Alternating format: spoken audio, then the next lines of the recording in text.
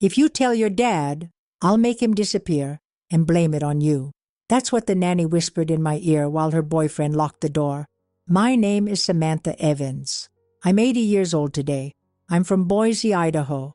And what I'm about to share here, oh my dear, even I don't know how I can still speak of it without my voice breaking. But I will, because there are things we carry our entire lives, and one day we either let them out or die suffocated. My father was what people in town called a good man. Robert Evans, a widower since I was 5, when my mother died in a car accident I don't even like to remember. After she was gone, he was left alone to take care of me. He worked at a bank, left early, and returned late. He needed someone to watch me while he earned a living. That's when Nancy came in. Nancy was 26 when she started working at our house. She appeared like a gift, recommended by a woman from church, sweet face, soft voice, blonde hair tied in a tight bun, and that smile any father would trust. My father thought he had found the perfect help. I, in my 8-year-old innocence, only saw a nice adult who made me pancakes in the morning and brushed my hair before school.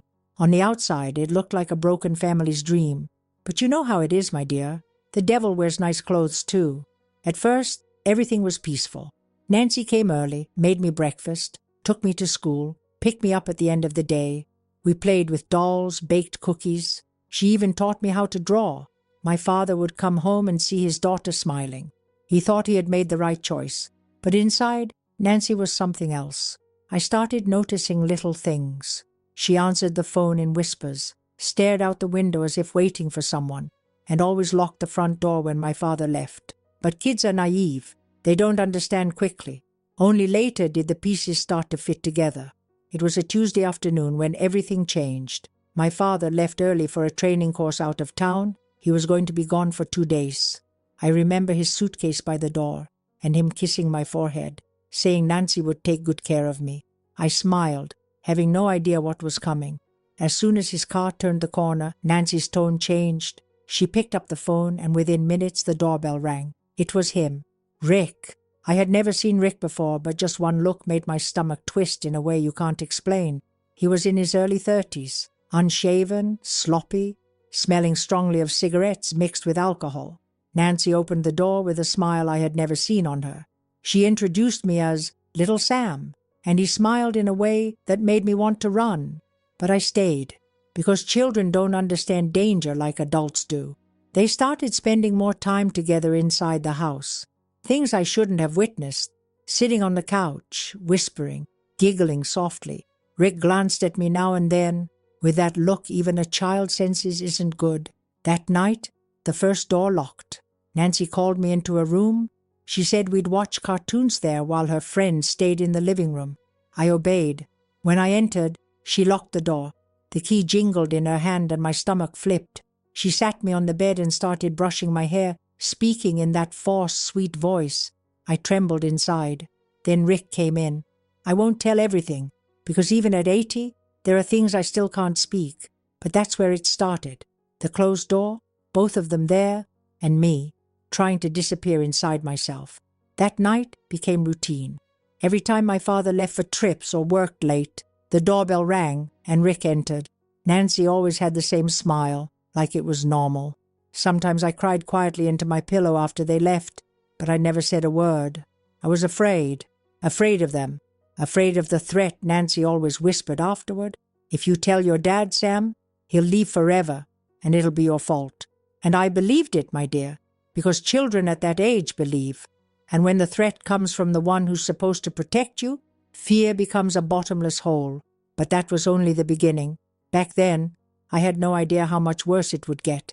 If you stayed with me until now, my dear, leave a like. Every little click feels like a warm hug to this old lady. And tell me in the comments where you're watching from. It warms my heart more than you know.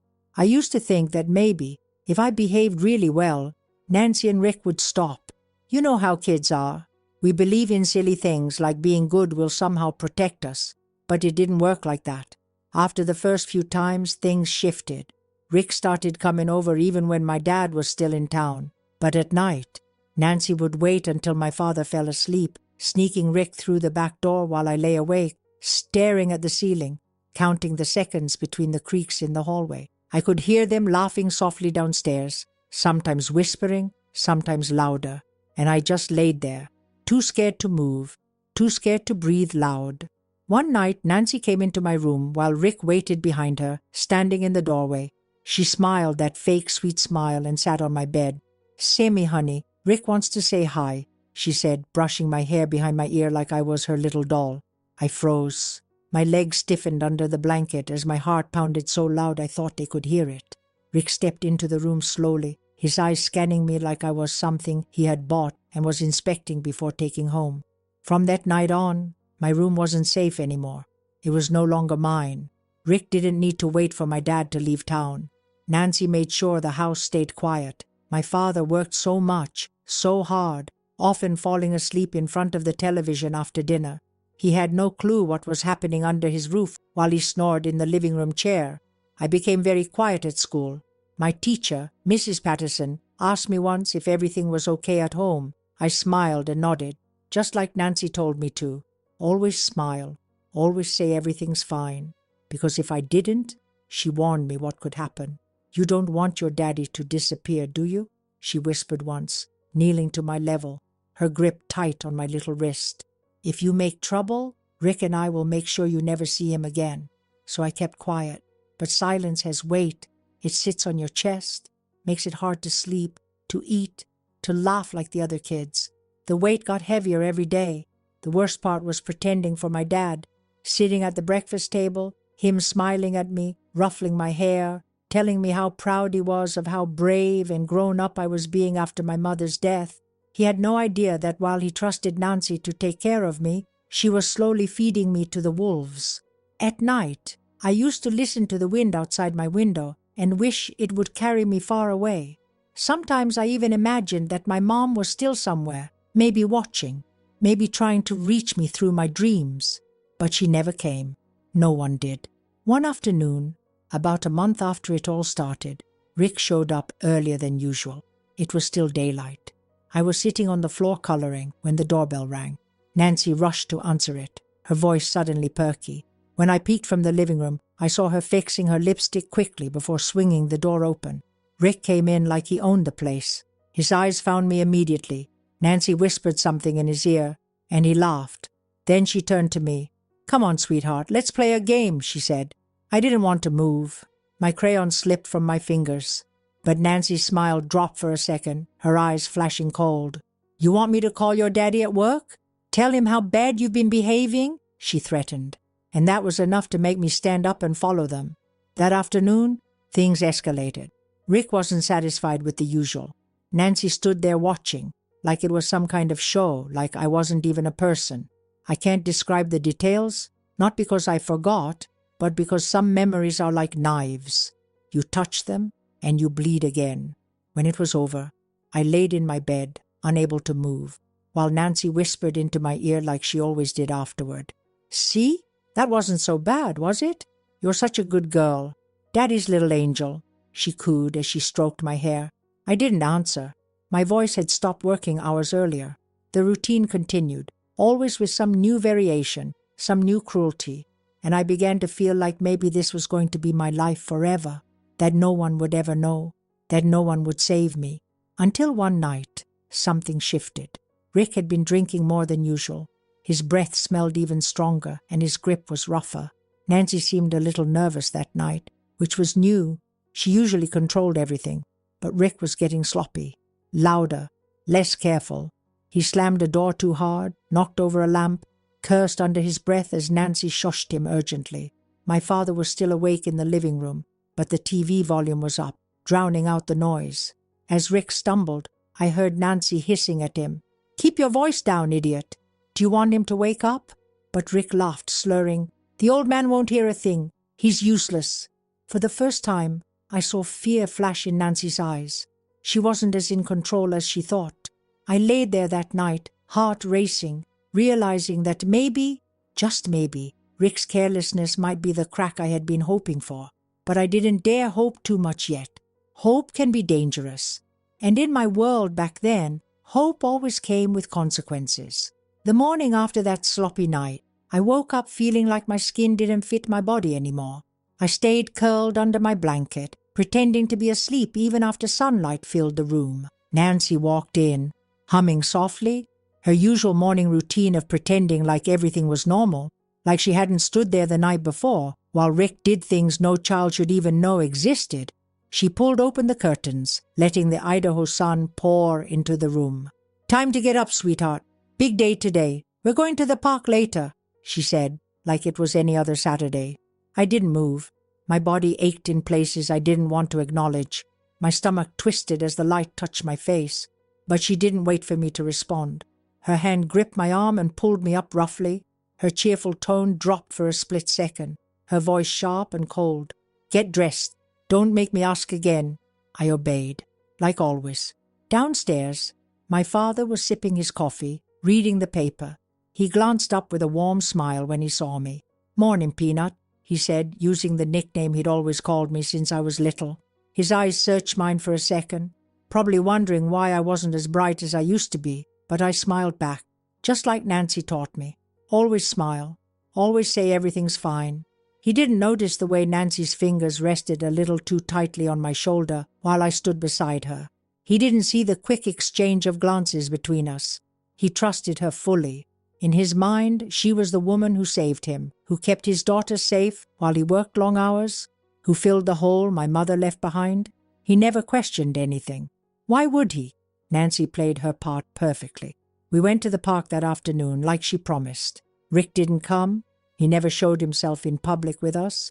Nancy was careful that way. She pushed me on the swings, offered me ice cream, smiled at other parents walking by. To anyone watching, we looked like a happy little family. But inside my chest, the weight was crushing me.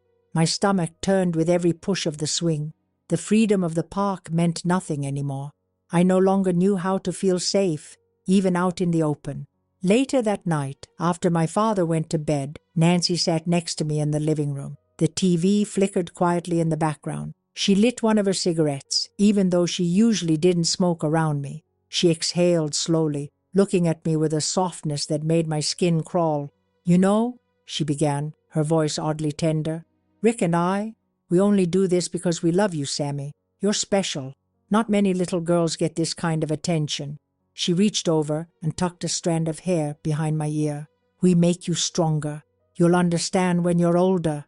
I wanted to scream at her. I wanted to tell her how wrong she was, but my throat closed up like it always did. No words came out, just the silent scream trapped inside my head, bouncing against my skull until it made me dizzy. So I sat there, nodding like a puppet. Days blurred into weeks. The routine continued. My father's business trips became longer. His shifts extended. Nancy and Rick took full advantage of his absence. Every time that front door closed behind my father's car, it was like a silent countdown began inside me. How long until the knock? How long until Nancy's false cheer? How long until I was back in that room, back inside the nightmare that never really stopped?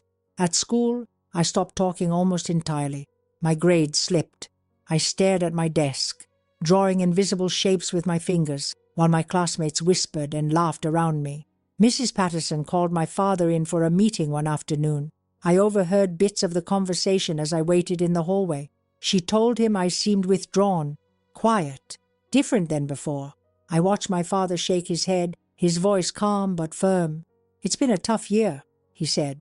"Her mother's death hit her hard, and Nancy says she's still adjusting. I'm sure it's just a phase." Mrs. Patterson hesitated, but she let it go.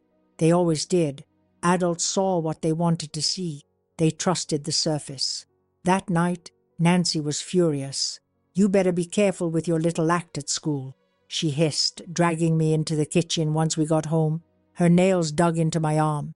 "If anyone starts poking around, it's going to be your fault. And if they take you away, guess who's going to end up hurt? Your daddy." My knees buckled slightly at her words. The terror she planted inside me grew bigger every time she spoke. The idea of my father getting hurt because of me, it crushed every ounce of courage I ever tried to build. Around that time, Rick's visits grew more frequent. Nancy no longer waited for my father to leave town. Sometimes Rick would stay the entire night, slipping out early in the morning before my father woke up. Nancy made up stories about needing to run errands or take me out for early breakfast to cover for his presence. My father believed everything. He never suspected a thing. Why would he? One morning, as I was getting dressed for school, I noticed bruises on my arms. Purple fingerprints, like ugly flowers blooming under my skin. I tried to pull my sleeves down to hide them. Nancy noticed and grabbed my wrist sharply. "Be more careful," she snapped. "You want your teacher seeing this? You want trouble? Do you?" I shook my head quickly. My heart pounded, my face flushed with shame.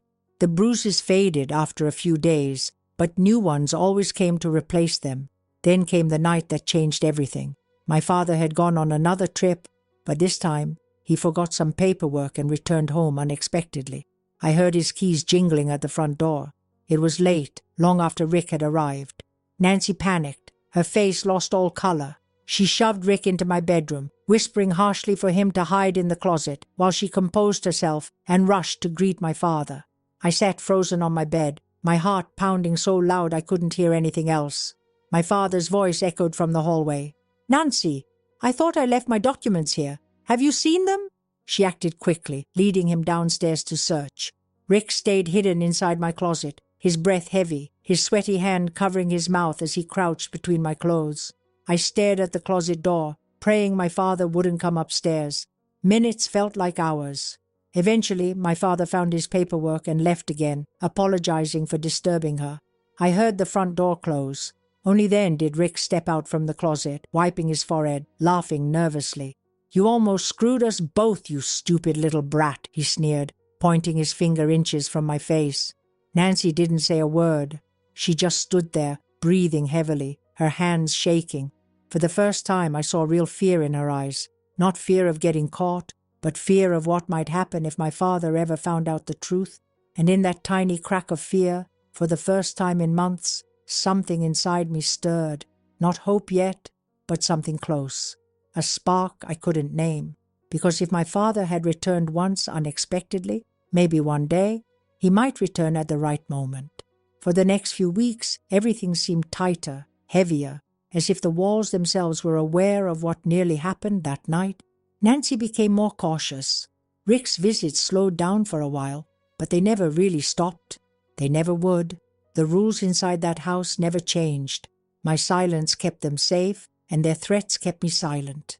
But something inside me had shifted that night when my father came back unexpectedly. The crack I saw in Nancy's mask stayed with me. It whispered to me at night while I lay awake, staring at the shadows on the ceiling. The idea that maybe this wasn't as unbreakable as I thought planted itself somewhere deep. I was too scared to act on it, but the thought refused to leave. At school, I became invisible. I barely spoke to anyone anymore. The other kids stopped inviting me to play. They whispered when they thought I couldn't hear them. I saw their glances, the pity mixed with confusion. I didn't blame them. I was the strange, quiet girl who always looked tired, who flinched when anyone came too close. Mrs. Patterson watched me more closely now. She sometimes placed her hand gently on my shoulder, asking softly if I wanted to talk. I always shook my head. My mouth would lock up before the words even had a chance. Nancy's warnings rang inside my head every single time. If I said anything, she'd find a way to blame me, to hurt my father, to make me disappear. One afternoon after school, Nancy came to pick me up as usual. She was wearing more makeup than normal, her lipstick bright red, her perfume stronger than ever. The car smelled suffocating as I climbed in. She was humming, almost cheerful. That always meant something bad was coming. I knew her patterns by now. Back home, Rick was already waiting inside. The front door was unlocked, which never happened. My stomach twisted. Nancy smiled wide when she saw him. Her voice exaggerated like she was playing a role in some strange play only the two of them understood. I stood frozen near the stairs, my hands gripping my backpack so tightly my knuckles hurt.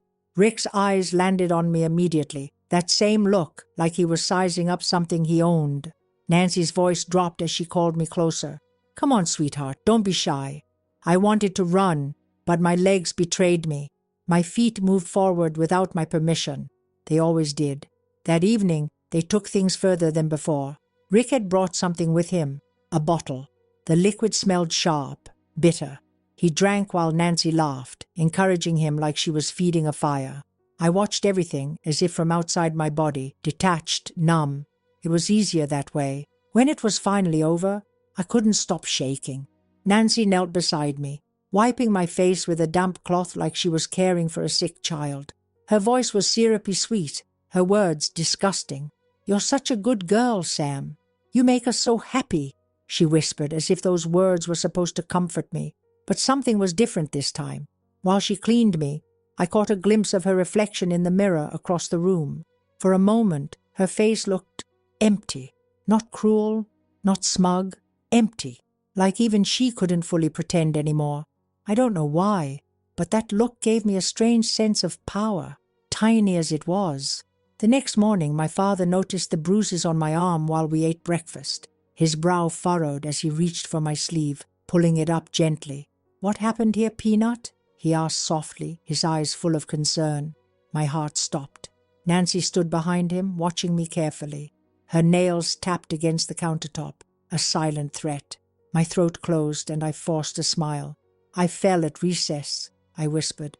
"On the monkey bars," he sighed, patting my hand. "You have to be more careful." Nancy let out a little laugh behind him, her relief barely hidden. My father accepted the explanation, because why wouldn't he? It sounded innocent enough. Kids fall all the time. That moment haunted me for days. My father was right there. I could have told him. I could have screamed the truth. But I didn't. The fear was too big, the weight of Nancy's voice in my head too heavy, and once again the chance slipped away. But that glimpse of emptiness in Nancy's eyes stayed with me. It was the first time I realized that maybe she wasn't as strong as she wanted me to believe. Maybe, deep down, she was scared too. Not of me, but of what might happen if my father ever opened his eyes. Rick started growing bolder again, as if the close call had never happened.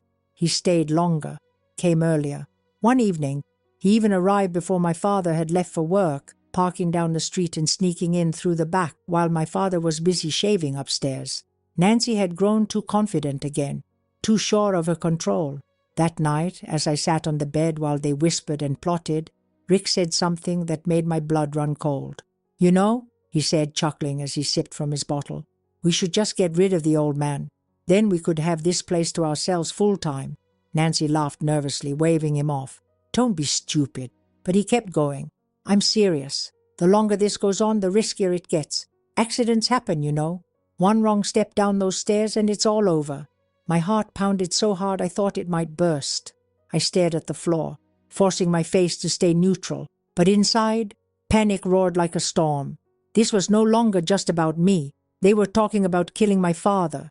Nancy hushed him, glancing toward the door as if afraid someone might overhear. But I had heard. Every word burned itself into my brain. They weren't just hurting me. They were planning something far worse. For the first time, my fear for my own safety was overshadowed by fear for my father's life. I couldn't keep quiet anymore, not if staying silent meant losing him forever. But how could I speak? Where would I even begin? And how could I do it without putting him, and myself, in more danger?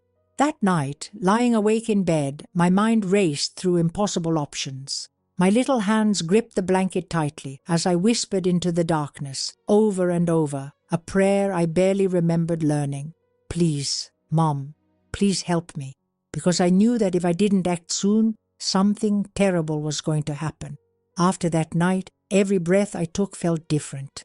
The air inside our house became sharper, heavier. I could no longer pretend that silence would be enough to protect anyone, least of all my father. Rick's words echoed inside me like poison, each syllable wrapping tighter around my chest. The thought of losing my dad because of my cowardice made my stomach twist into knots that never loosened. Nancy acted as if nothing had changed. She still hummed while she brushed my hair. She still packed my lunches with that fake sweetness in her voice. But I couldn't look at her the same way anymore. Behind her smiles, I saw the woman who stood silently while Rick talked about killing the man who trusted her most. Behind her soft hands, I saw the grip that had held me down too many times to count. Rick kept coming, always at odd hours, always with that same grin like nothing could touch him. Sometimes he'd bring small gifts, like candy or stuffed animals, as if bribing me into complicity. I never touched them. They sat untouched on my dresser, collecting dust, mocking me each time I walked by. At school, the weight of everything began spilling out in ways I couldn't control. I grew jumpier. Any sudden noise made me flinch. I started biting my nails until my fingers bled. My teacher noticed, of course. One afternoon after class, Mrs. Patterson gently took my hand and examined my raw fingers. "Samantha, honey," she said softly, "what's going on?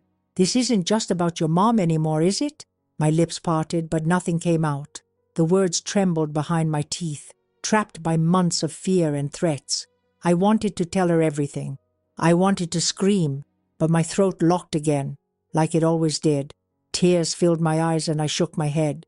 Mrs. Patterson sighed and stroked my hair. "If you ever need to talk, I'm here. You don't have to carry it all alone." I nodded, but we both knew I wasn't ready. Not yet. At home, Nancy watched me closer after that. She must have sensed that something was different. Her voice sharpened. Her grip on my shoulders tightened whenever she spoke to me alone. "You better not start feeling brave," she warned one night. "You say one word to anyone and you'll lose everything. Don't forget who keeps your daddy breathing." Her threats no longer struck like lightning. They were a constant storm now, humming in the background every second. But they were starting to lose their strength, slowly replaced by something else rising inside me. Not courage exactly, but desperation. I started observing them, listening more carefully, watching how Rick entered the house, how long he stayed, how much he drank. I memorized every detail of their routine, searching for any tiny thread I could pull that might unravel the nightmare. My world had become a quiet game of survival, where every moment was calculated. Then came the day that finally tipped everything. It was a Friday evening, late autumn. The air outside was colder, crisp, carrying the scent of leaves that had fallen across the yard. My father left for one of his overnight trips. He kissed my forehead before leaving, promising to bring me back a surprise from the city. I held onto his hug longer than usual, scared it might be the last one. Nancy wasted no time. The moment his car disappeared down the street, she called Rick. He arrived faster than usual, as if waiting around the corner. They whispered excitedly while I stood nearby, trying to seem invisible. Nancy told him my father would be gone for 2 days this time. Rick laughed and pulled her close, kissing her like I wasn't even there. As the evening dragged on, Rick drank more than usual. His voice grew louder, slurred. Nancy kept shushing him, clearly nervous after what had happened the last time my father came home unexpectedly. But Rick didn't care. At one point, as Nancy disappeared into the kitchen, Rick turned to me. His grin twisted in a way that made my skin crawl. "You know," he said, staggering slightly as he walked closer, "you should be grateful. Not every little girl gets so much attention." His words made my stomach churn. I backed away instinctively, but there was nowhere to go. My back hit the wall. His hand reached toward my face, but Nancy returned just then, grabbing his arm. "Enough, Rick," she snapped, her voice shaky. "Not tonight. You're drunk." For a moment, Rick glared at her, his face darkening. Then he laughed, stepping back, muttering something under his breath as he poured another drink. Nancy turned toward me, her eyes flashing with fury. "Go upstairs," she ordered. I obeyed quickly, my legs trembling as I climbed each step. Upstairs, I sat on my bed, staring at the door, listening to their muffled voices downstairs. I couldn't make out the words, but the tone was sharp, tense. Hours passed before the house finally grew quiet. I don't know when I fell asleep, but when I woke, the sun was barely rising. My stomach ached with hunger, but my legs felt heavy as I forced myself out of bed. Carefully, I crept down the stairs. Rick was still there, passed out on the couch, snoring loudly. Empty bottles littered the coffee table. Nancy sat in the kitchen, chain-smoking, staring blankly at the table. Her hands trembled slightly as she lifted the cigarette to her lips. She didn't even look at me as I entered. For a brief moment, seeing her like that, hollow and tired, I felt something unexpected. Not pity, but realization. She was cracking. The pressure was getting to her. Fear lived inside her now too. That same morning, my father called. Nancy answered quickly, pretending everything was perfect, her voice unnaturally bright. I stood nearby, pretending to be busy, listening carefully. He told her he'd be returning earlier than planned. That very afternoon, My heart jumped inside my chest. Nancy froze for a moment before regaining her fake cheer. "Of course! We'll see you tonight," she said, forcing a laugh. After she hung up, panic flashed across her face. She shook Rick awake roughly, whispering urgently. He cursed, stumbling toward the bathroom to clean himself up before slipping out the back door as usual. Nancy paced the living room for hours afterward. She was losing control, and she knew it. I could see it in her jittery hands, her darting eyes. The lies were piling up, harder to balance, harder to hide. I stayed quiet that day, barely breathing, but inside my chest something was finally taking shape, a fragile plan forming, shaky but real. I was done waiting for someone to save me. If anything was going to change, I had to start it myself, because the next time my father walked through that door, it might be my only chance. The hours leading up to my father's return felt like walking barefoot across broken glass. Every movement, every sound, every breath weighed heavy, like even the walls might betray me if I shifted too loudly.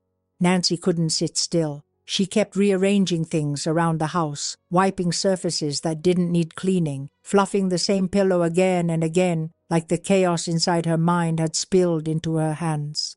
I watched her carefully, silent, my eyes tracking her every nervous twitch.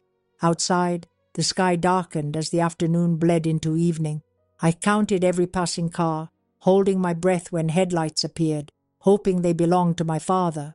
Each moment that passed without him felt like the world mocking me, but somewhere beneath the fear, a stubborn little ember burned quietly. I wouldn't lose this chance.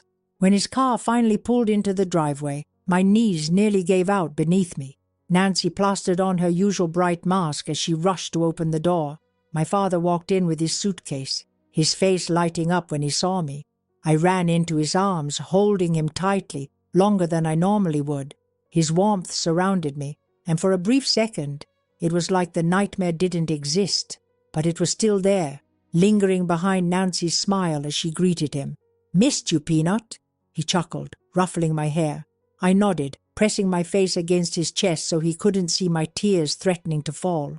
We sat down for dinner like nothing was wrong. Nancy served the meal with her usual fake cheer, asking about his trip, laughing at his stories, keeping the conversation light and controlled. I barely touched my food, my appetite buried under the weight of what I was about to do. After dinner, my father settled into his chair, flipping through paperwork from his trip. Nancy busied herself in the kitchen, but I could feel her watching me. She sensed something. I was sure of it. My hands trembled as I clutched my stuffed rabbit, its worn ears damp from how often I had cried into it. I waited until Nancy stepped outside to take the trash out. My heart pounded so loudly I thought it might burst through my ribs. This was my moment. I had to speak. There wouldn't be another. I approached my father slowly, standing by his chair. My voice was so small it barely escaped. "Daddy," I whispered. He glanced up from his papers, smiling warmly. "What is it, sweetheart?"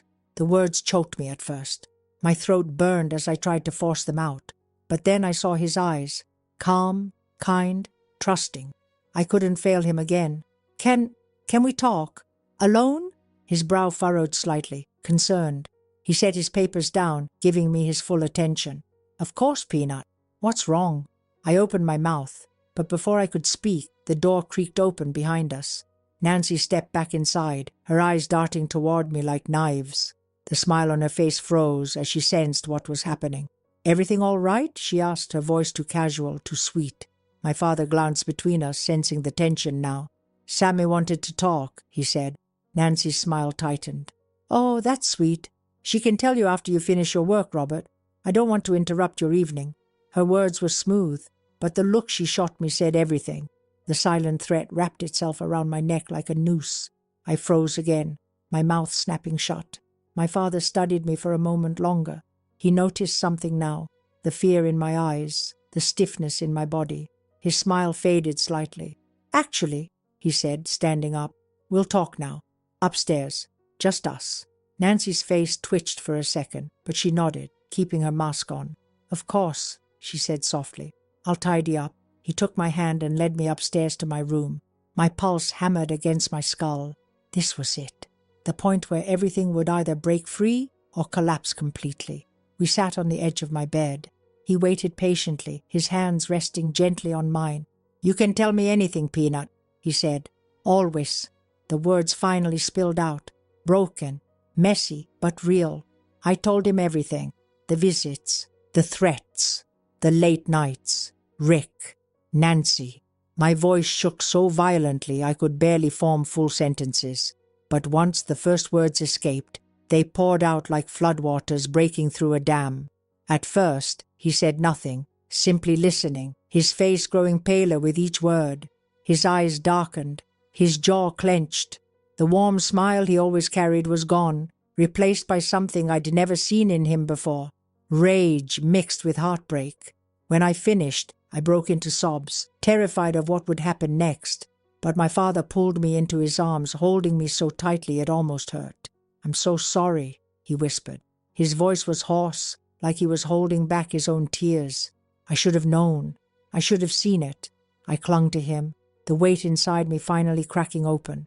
For the first time, the secret wasn't mine alone anymore. Downstairs, we could hear Nancy moving about, pretending everything was fine. But I knew the facade wouldn't last much longer. My father stood up, his expression hardening into something cold and determined. I had never seen him like this.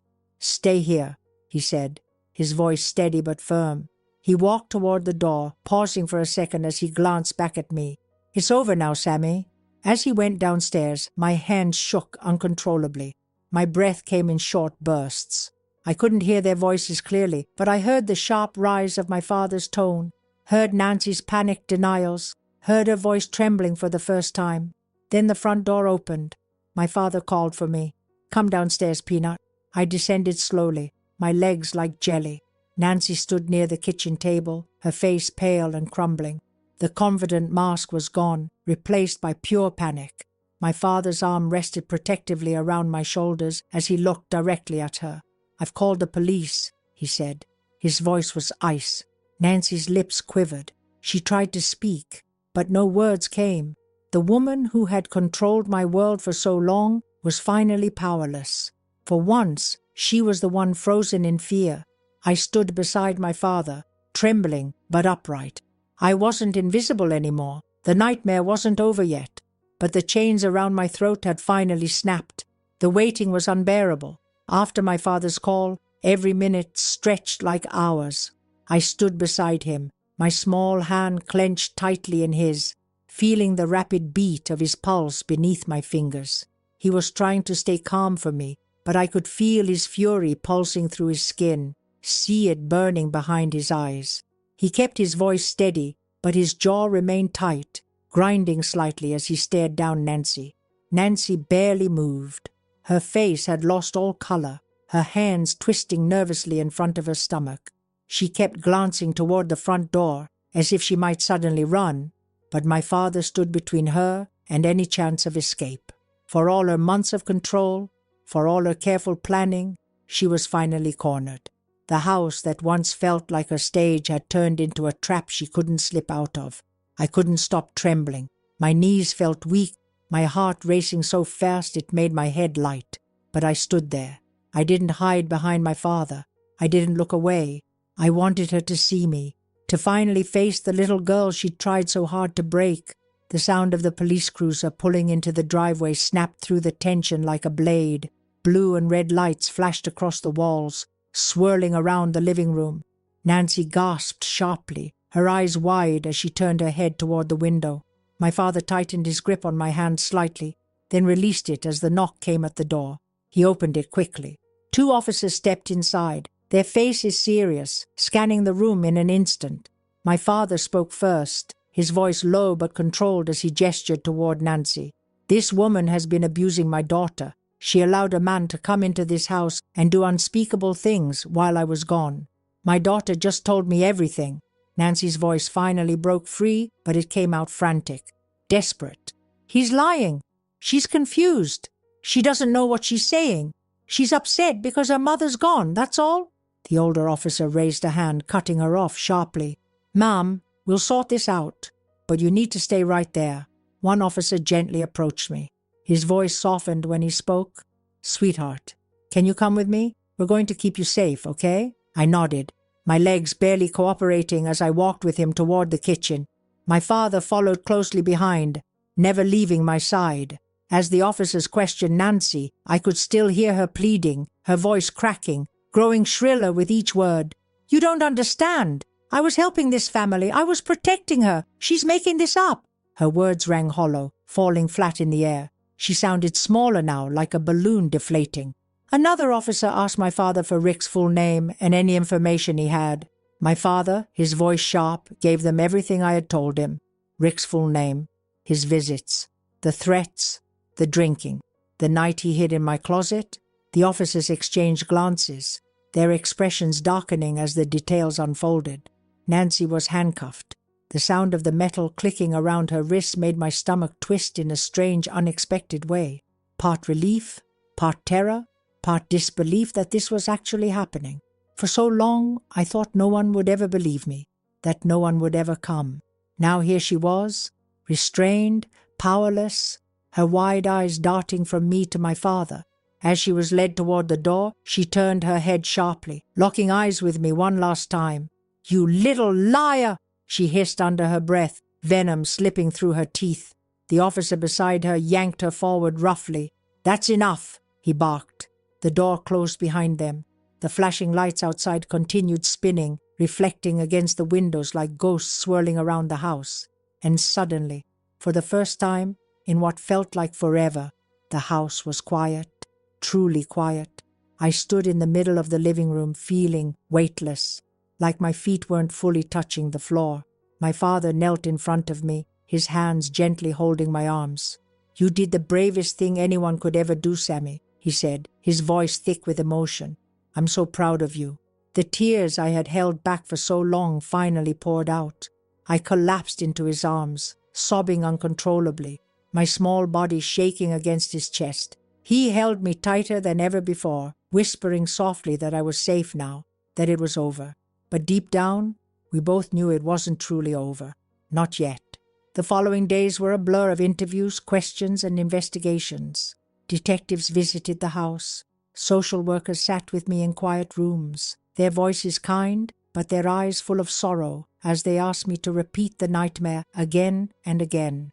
Every time I spoke, the story felt both easier and harder. Easier because the words finally had somewhere to go. Harder because saying them made the memories solid, undeniable. They caught Rick 3 days later. He was found hiding in a cheap motel outside of town. He didn't resist. According to the officers, he barely spoke. His arrest made the front page of the local newspaper. His mugshot stared back at me when I accidentally saw the paper lying on the kitchen counter. His face looked smaller in the photograph, less powerful, almost pathetic, but the damage he left behind didn't shrink with him.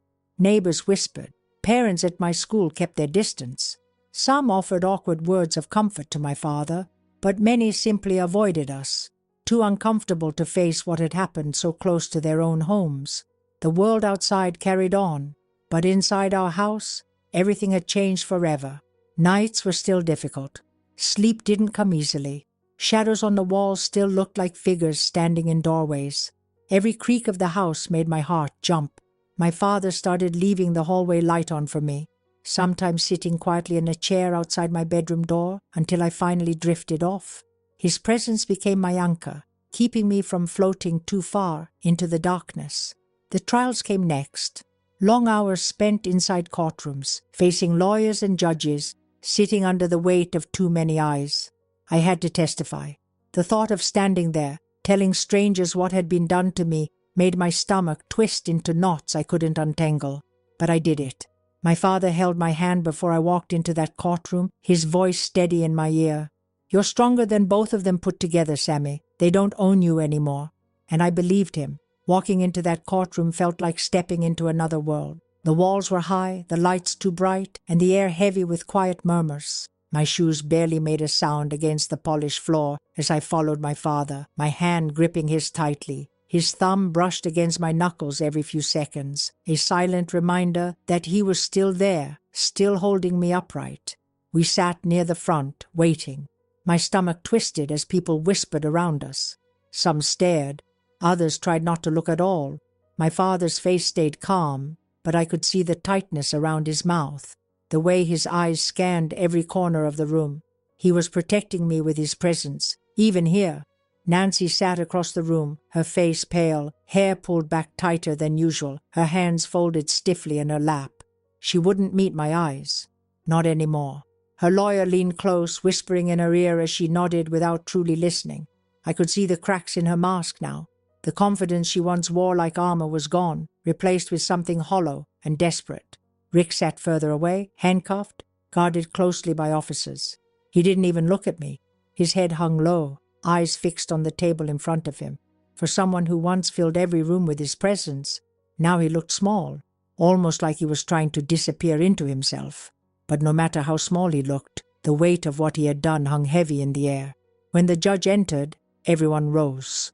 I followed suit, my legs trembling beneath me. My father's hand never left mine. As we sat back down, the proceedings began. The voices of lawyers filled the space, cold, calculated, exchanging facts like pieces of furniture being moved around. My name was said so many times it made my skin crawl. They spoke about me while I sat right there, as though I was still too small to understand their words. But I understood everything. They presented evidence, photos of bruises, medical reports, the statements I had given. Nancy's lawyer tried to argue that I was confused, that grief had made me unstable, that I had misunderstood adult situations. But every time he spoke, the fury in my father's eyes deepened. His arm around my shoulder pulled me closer, grounding me. Then came my turn to speak. My stomach dropped when they called my name. My feet felt like they were filled with cement as I walked toward the witness stand. My father squeezed my hand one last time before letting go. I sat down, my legs barely reaching the footrest. The judge's kind eyes met mine for a moment, and I focused on that brief kindness to steady my breathing. The questions began softly, carefully. A woman from the prosecutor's office stood before me, her voice gentle, guiding me through what needed to be said. I told my story again. Every word tasted bitter coming out, but I spoke them all. The nights, the threats, the times Rick came while my father was gone, the way Nancy stood by and let it happen. The threats about hurting my father if I spoke, every detail was dragged into the open air. As I spoke, I saw Nancy shrinking further into herself. She lowered her head, hiding behind her lawyer's shoulder. Rick never once lifted his eyes. When the defense took their turn, their questions felt colder, sharper. They tried to twist my words, to confuse me. They asked if I was sure, if maybe I had imagined parts, if my grief for my mother had made me seek attention. My voice shook, but I didn't stop. Each answer felt like pushing against a wall that tried to crush me, but I kept pushing. At one point, the lawyer asked, "Did anyone ever pressure you into saying these things? Did your father suggest any of this to you?" The room felt silent, holding its breath. I looked toward my father. His eyes met mine, full of steady strength. "No," I said, my voice barely more than a whisper. I told him because it was true. That answer hung in the air longer than any of the questions. The defense lawyer paused, clearly frustrated, then moved on. But something shifted in the room after that. Even the people who had avoided looking at me earlier now saw me differently. When my testimony ended, the judge thanked me for my bravery. I stepped down, my legs weak but steady enough to carry me back to my father. As I sat beside him again, his arm wrapped around me, pulling me close into the safest place I knew. The trial continued for days. Witnesses spoke, medical experts explained, detectives recounted how they found Rick. Every hour inside that courtroom felt like a year passing. But for once, the weight wasn't all mine to carry anymore. At night, back home, my father rarely slept. He paced the hallway outside my room, whispering prayers when he thought I couldn't hear. He blamed himself. I could feel it in every glance, every sigh, every time his voice cracked when he spoke softly to me. I wanted to tell him it wasn't his fault, that none of this was his doing, but the words never seemed strong enough. Instead, I simply clung to him, letting him know without speaking that I was still here because of him. When the final day came, the verdict was delivered. Nancy was found guilty of multiple counts: child endangerment, conspiracy, obstruction, and more words I barely understood at that age, but knew meant she was going away for a long time. Rick was convicted of far worse. His sentence was heavier, and his face remained blank as the judge read it aloud. I watched as they were both led out of the courtroom in handcuffs, their futures sealed. As they disappeared behind those heavy doors, a strange quiet settled over me. Not relief, not yet, but something close. The chains they had wrapped around my life had finally snapped, but the bruises left inside weren't ones any court could erase. In the months that followed, my father and I tried to rebuild something close to normal. It wasn't easy. Fear doesn't leave quickly. Some nights, I still woke screaming, trapped in nightmares that pulled me back into those locked rooms, those whispered threats. My father always came running. He never once lost patience, never made me feel weak for breaking in the dark. He enrolled me in therapy, sitting outside the room patiently during every session.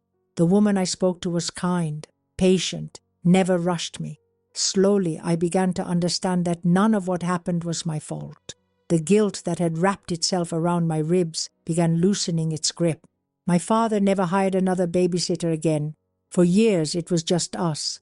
He adjusted his job, worked shorter hours, found a way to always be there when I needed him. Every small moment, sharing breakfast, reading stories at night, laughing over silly movies, became sacred. We built new memories to replace the broken ones, though some cracks remained. The world outside moved on quickly, as it always does. Neighbors found new gossip. The whispers faded. But inside our home, every smile we shared carried the quiet weight of everything we had survived. The years that followed didn't erase the past, but they softened the edges just enough to let me breathe again. My father did everything he could to create a sense of safety around me. Our home no longer felt like a cage, but became a quiet space where I could slowly rebuild myself. His presence filled every corner, steady and patient, like a wall keeping the world's darkness from reaching me again. I returned to school, but I remained distant. The other kids had moved on with their lives, playing and laughing like nothing had ever happened. For them, my name was still whispered from time to time, but most of them didn't fully understand what had taken place behind my closed doors. Children only hear fragments. They filled in the blanks with wild guesses, half-truths. I didn't correct them. I didn't speak about it at all. At night, my dreams still pulled me backward. The house from before would appear, the creak of the stairs, the slam of a door, the breath of someone standing too close. I'd wake up gasping, my sheets soaked with sweat, my heart pounding as if it had been running for miles. My father always came, his voice soft, his arms pulling me into safety again and again. He never once grew tired of comforting me. He carried my broken pieces gently, never asking me to be whole before I was ready. The therapy sessions continued for years. My counselor's voice became another anchor, helping me untangle knots too tight for a child to loosen alone. She never pushed too hard, but always left room for me to speak when I was ready. Some sessions were full of long silences. Others poured out like rainstorms I couldn't stop. Slowly, I learned to let go of the guilt that had been planted inside me by Nancy's whispers. The poison she had fed me lost its grip with each passing year. As I grew older, my father began to trust me with small freedoms again. Short visits to friends' houses, time alone at the library, small steps that once would have terrified him. But he never stopped watching over me, always a shadow nearby, always ready. I knew that his own wounds never truly healed either. I could see it in the way his shoulders tensed when certain subjects came up, how his face would harden if anyone mentioned trust too casually. High school brought new challenges. Fitting in never came easily for me. I stayed quiet, cautious. I watched the other girls form friendships, date boys, plan dances. I didn't envy them exactly, but I carried a weight they didn't. When boys tried to approach me, even innocently, my skin would tighten, my chest would fill with ice. I smiled politely but kept my distance. My world was smaller than theirs, but it felt safer that way. My father never pressured me to be like the others. He celebrated every small victory instead, a passing grade, a smile, a full night's sleep without nightmares. He never treated me like I was broken, but like I was someone who had survived, someone who deserved peace. On my 18th birthday, he surprised me with a small trip, just the two of us. We drove to the mountains, spent the weekend hiking and sitting by quiet lakes.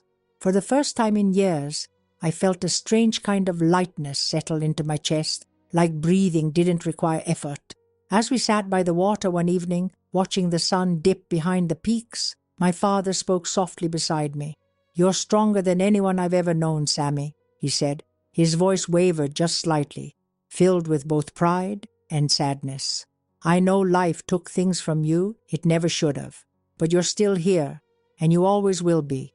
I didn't respond right away. I stared at the soft ripples of the lake, feeling his words settle over me like a warm blanket. Eventually, I whispered back, "Because you stayed." He pulled me into a hug, and for a while, we just sat there in silence. Two people who had endured something no family ever should. Two people who chose to keep going anyway. College came next. It was my first real step away from him, and though we both knew it was time, neither of us pretended it was easy. He helped me move into my dorm, stacking boxes carefully, setting up my small space with quiet determination. As he stood in the doorway before leaving, he looked at me the way he did when I was a child, when he would check on me at night, making sure the monsters hadn't found a way back in. "You call me any time," he said softly. "Any time." I promised I would, and I did. College offered me something I hadn't expected, people who didn't know my past, friends who saw only the version of me I was learning to become. It was both freeing and terrifying to build myself without the shadow of what Nancy and Rick had done. I never told them my full story, only fragments, carefully chosen, enough to explain my caution without opening the wounds too wide. Relationships were harder. I dated carefully, cautiously, always carrying an invisible distance between myself and anyone who got too close too quickly. Some were patient. Others didn't understand why I moved so slowly. I couldn't explain it fully. The words always got stuck somewhere between my heart and my mouth. I never let anyone into the deepest rooms of my story. Years passed. I graduated, found a job, built a quiet life. My father remained my constant, always a phone call away, always proud, always gentle. His hair grayed, his steps grew slower, but his strength never wavered. As an adult, I sometimes revisited those court documents, old photographs, the pieces of the nightmare locked away in a small box tucked deep in my closet. I needed to remind myself that it was real, that I hadn't imagined it all, that the little girl who once sat frozen on that bed still lived inside me, but she no longer controlled my life. Even now, so many years later, her voice still echoes sometimes. The fear still whispers when certain shadows fall a certain way, when doors creak unexpectedly, when strangers stand too close.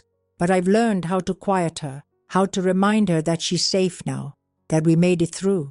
My father passed away when I was in my early 40s. His absence carved a new hole inside me, a different kind of grief than what Nancy and Rick had left behind. This loss was pure, honest, the kind that comes when someone who loved you unconditionally is gone. I held his hand as he slipped away, whispering thank you into the quiet room, knowing he already knew how deeply I meant it. Now, sitting here at 80 years old, I finally find myself able to speak about it fully, out loud, without my voice breaking into pieces, not because the pain is gone, but because carrying it alone is heavier than sharing it, because there might be others who need to know they aren't alone. That survival isn't always loud or heroic.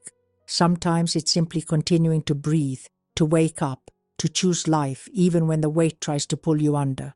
Even after all these years, I still find myself revisiting moments I thought I had locked away for good. It's strange how memory works.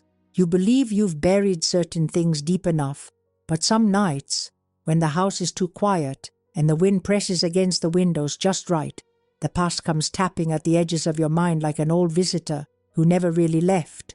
The difference now is that I no longer crumble when it comes. I sit with it. I let it speak, then I remind it that I survived. I've learned to live with what happened, but there are days when it feels closer than others. Small triggers, little things most people would never notice, can pull me back for a second before I steady myself again. A man's cologne too similar to Rick's, the creak of an old door like the one I heard before, footsteps crossed my childhood bedroom, or the sight of a little girl holding her father's hand at the grocery store, safe, untouched by the kind of shadow I once lived under. Those moments sting, but they pass. Over the decades, I've also come to understand how much damage silence leaves behind, not just inside the victim, but around them. My father carried his own guilt quietly, even though he was the one who saved me when I couldn't save myself. I often wonder how many sleepless nights he endured replaying those years, wondering what signs he missed, what more he could have done to shield me. But there was nothing more he could have done. Nancy and Rick were skilled in their manipulation, experts at hiding evil behind polite smiles and soft voices. My father trusted them because he was a good man, and good men don't always see the monsters wearing familiar faces. After he passed, I struggled with the emptiness his absence left behind. The one person who had walked beside me through every dark corner of my life was suddenly gone, and for the first time I had to stand completely on my own. But his voice never left me. The words he whispered after that first terrible night, when I finally told him the truth, still echo even now. You're safe. It's over. You're not alone. Eventually, I found a kind of purpose in helping others. Quietly, carefully, I began volunteering at support groups for survivors. I never started by sharing my story. Instead, I listened. I sat in circles of women and men who carried their own invisible wounds, watching as they fought to put words to things most people couldn't bear to hear. Over time, I shared pieces of my own past, not for sympathy, but to offer proof that survival was possible, that breathing after the worst has a strange kind of power in itself. I met people whose pain looked different than mine, but came from the same dark well. The details change, but the weight feels familiar. The shame, the guilt, the fear of not being believed, they speak the same cruel language no matter where they come from.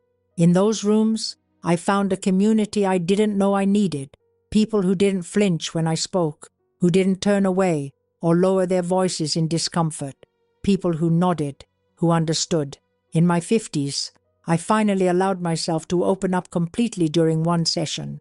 I remember how my hands shook as I spoke, how my voice cracked under the weight of old ghosts, but I made it through. When I finished, a woman sitting across from me simply reached over, placed her hand gently on top of mine, and whispered, "Me too." That moment held more healing than any therapy session ever had. The simple knowledge that pain shared is pain lightened, even just slightly, was something I carried with me ever since. Life kept moving forward, as it always does. I never married. Relationships were something I never fully learned how to navigate after what was taken from me. Trust, especially romantic trust, remained fragile. Like thin glass, I was too afraid to let anyone hold. Some tried. A few kind, patient men entered my life over the years, but I always pulled back before things went too far.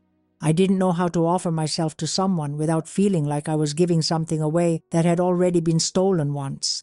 Instead, I poured my love into friendships, into nieces and nephews, into the women I mentored who had faced their own storms.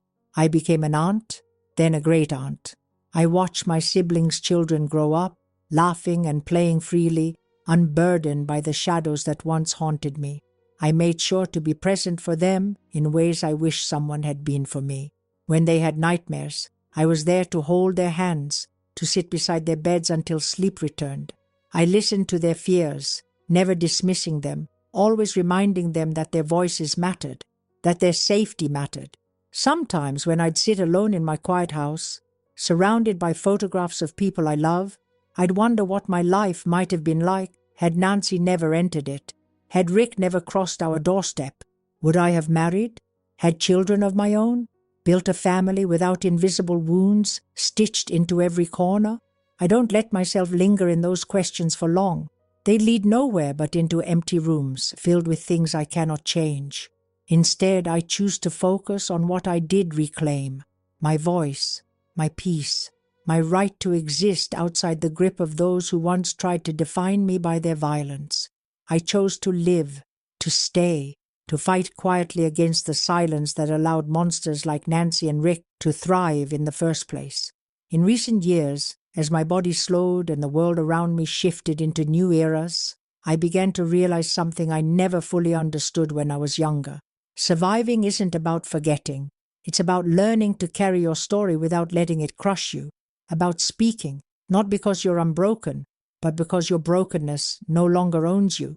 Even now, at 80, as I sit here sharing these words, I know that little girl still lives inside me. She always will, but she isn't trapped anymore. She doesn't cower in locked rooms or flinch at every footstep. She sits beside me, holding my hand, reminding me of the strength it took to make it to this chair, to this moment, to this breath. If you stayed with me until now, my dear, leave a like. Every single one feels like a little hug for this old woman. And tell me in the comments where you're watching from. It warms my heart more than you know.